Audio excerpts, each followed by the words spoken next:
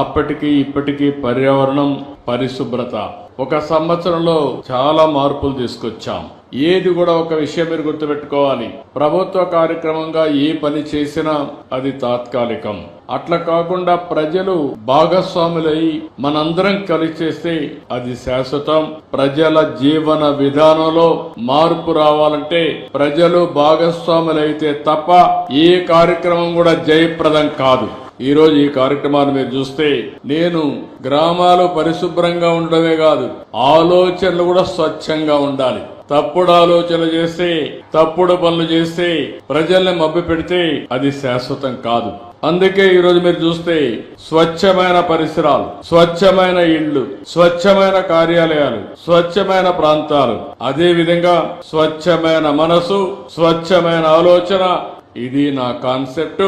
ఇది సాధించడానికే ప్రతి నెల 3వ శనివారం ఈ కార్యక్రమానికి శ్రీకారం చుట్టాం.